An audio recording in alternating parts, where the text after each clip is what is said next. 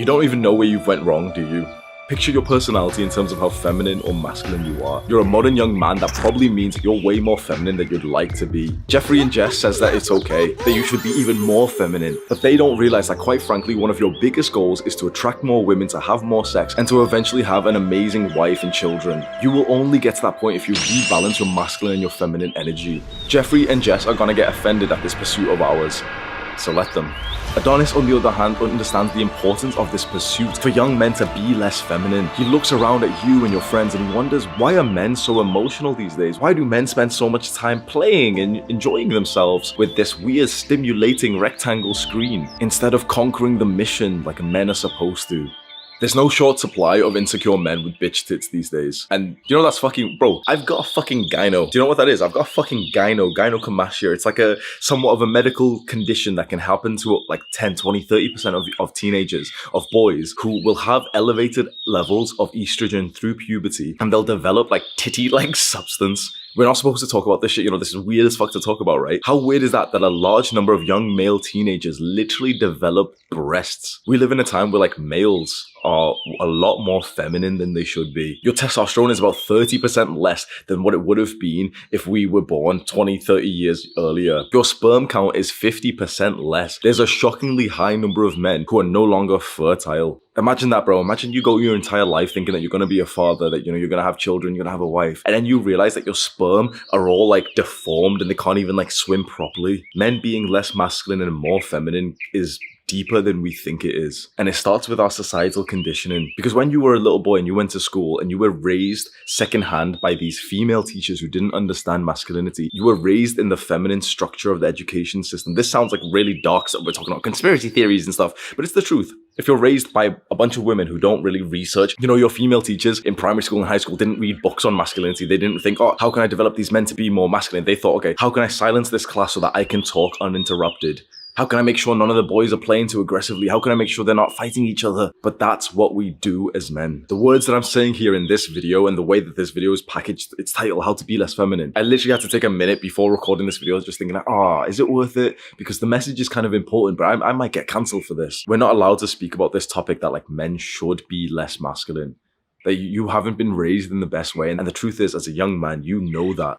You don't even need me to tell you. You know that you have this like ill balance of energy inside of you, and it literally seeps outwards into the way that you look. Why are so many young men so fluffy? Like, you can say this is body dysmorphia or body shaming or something, but why are so many young men literally starting to shape like women without even meaning to? The majority of young men have like fat hips, like breast fat, soft voices, low testosterone, higher estrogen. What does that lead to? Well, it leads to a young man who's way more emotional. And the modern day will tell you, well, men should be more emotional. But, you know, 100%, the thing is, I promote positive emotions. I promote gratitude, love, mindfulness, 100%. That's amazing. But telling people, oh, you should be more emotional, especially their lens of emotions is the negative one. It's about like crying. It's about like feelings of insecurity. Like, why would you want to feel more negative emotions? Why do they want to normalize weakness inside of you? Because that is not allowed in Adonis's tribe. If you want to join our cult of young men on holistic self-improvement, striving to be more like Adonis,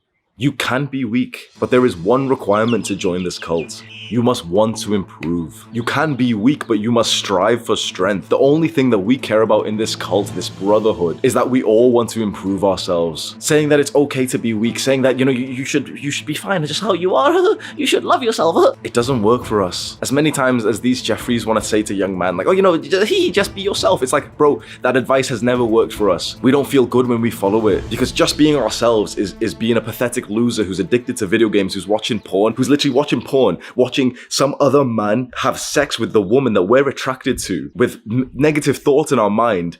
And these people are telling us, well, just be yourself, that's okay. Well, no, it's not okay. We are not happy living like that anymore. So we need to be more masculine, and so we need to be less feminine. I explained in my How to Be More Masculine video, you should watch that on my channel, that the masculine energy is all about the mission, the objective, the goal. It's all about striving to conquer the goal and then move on to the next one and the next one and the next one. The feminine energy is all about the flow of love, of joy, community, empathy, nurturing. Now, we all have both energies inside of us, but what matters is the split, the ratio ratio inside of us. I found that on average, like most men my age in this modern day have about a 50-50 split. Sometimes it's 60-40, sometimes it's 40-60, but it's about 50-50 for most men. But I found that the men who really feel actualized, the men who really feel like happy with themselves, who feel like they're conquering goals that are worthwhile, who are sleeping with a good amount of like beautiful girls, bro, they're more like 80-20. We're always going to have some feminine energy inside of us. And that's a good thing. Our ability to love and to be loved, our ability to be empathetic towards other people, that's actually very, very important. What you see in front of you right now, you might think, oh yeah, like Hamza's a masculine man. Like he has a good body and he sounds really confident. But the truth is, I actually have a fair amount of feminine energy, and I wouldn't even change that because the amount that I have is very like controlled. It's very like, I've set it with intention. The work that you see, which I'm doing in front of you, is quite feminine because I'm using empathy to understand your problems and to give you advice for that. So feminine energy is valuable, but you don't want a surplus on it. You don't want an excess of feminine energy inside of you. So how do you be less feminine? And I want to give you advice which is better than just saying, oh, well, be more masculine. How do you specifically reduce the feminine parts inside of you? This is going to sound crazy because pretty much no one in the modern world will actually tell you this. You need to devalue love and joy. Love and joy are kind of like the two, like most, love is everything. That's what the modern day, like that's the dynamic we have. That's what these Hollywood movies have always tried to convince you. And we've believed it. Love is everything. It's the most important force in the world. If you're not having fun, then it doesn't. Happiness is the... Shut the fuck up. Next time you see those movies trying to brainwash you, tell them, shut the fuck up. I don't want to be feminine anymore. That's what all these books, that's what all these Jeffreys with skinny necks and skinny wrists will tell you is like, oh, happiness is the most... No, it's not. Not for a masculine man.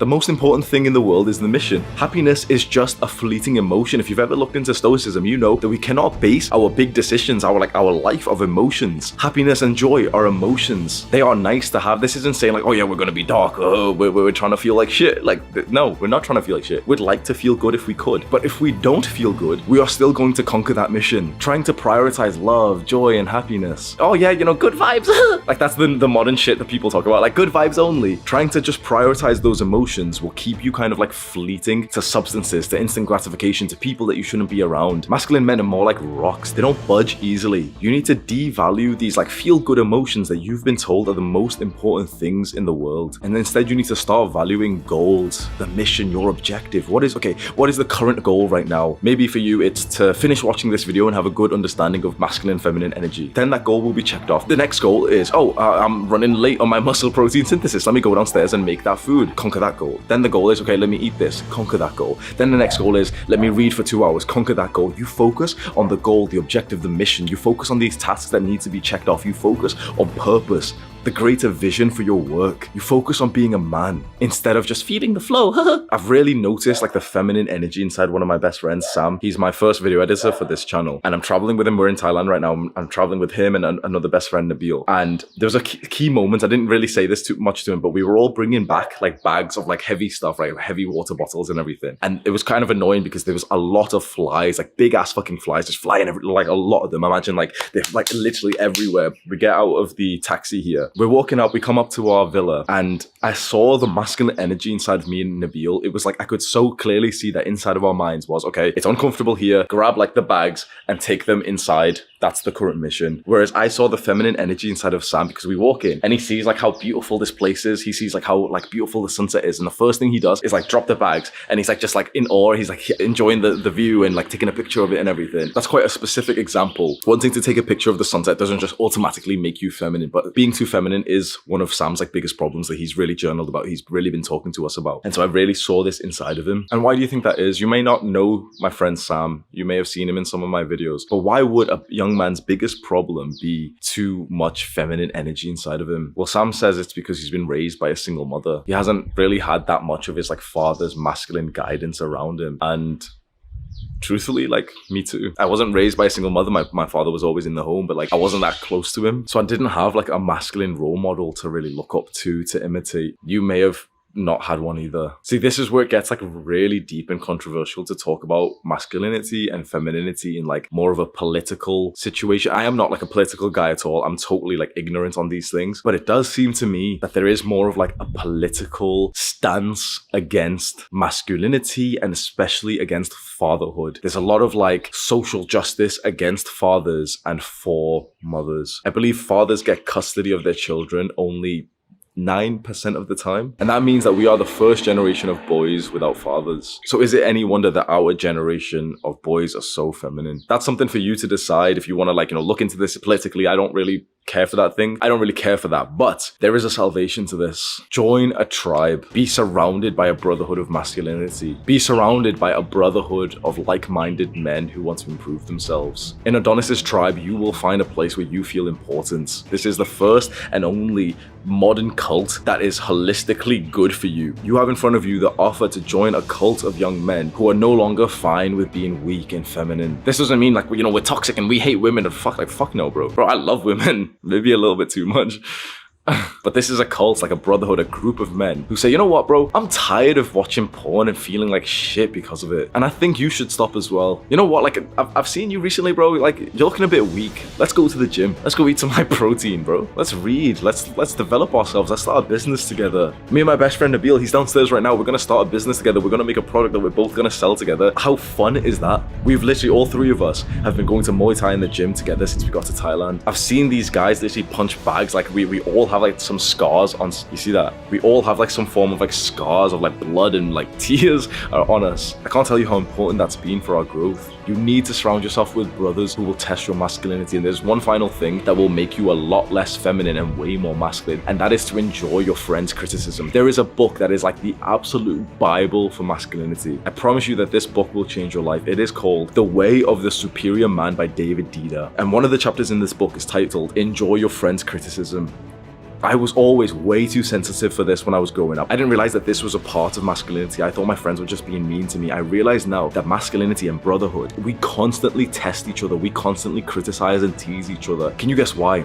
Can you guess why a group of guys who are masculine would tease each other? Because that seems like a little bit of like, a little bitch move or something. Why would like a friend of yours who cares about you tease you? Well, he would do it to test your security in that thing. So Sam puts on a shirt and I will tease him and say like, oh bro, like you're kind of skinny in that shirt, because I'm testing to see, is he secure in himself? Because if he goes, oh, am I looking skinny? I might change. That shows, okay, well, he's got no confidence. He's not secure in himself. I can't be around a man who's not secure in himself. If I say, Sam, you look skinny in that shirt, I want him to be like, go fuck yourself, Hamza, and give me a front double bicep. You need to be surrounded by men who test you and hold you to a higher standard. That is the best thing that you can do to be less feminine, be more masculine. You can subscribe to our channel if you want to.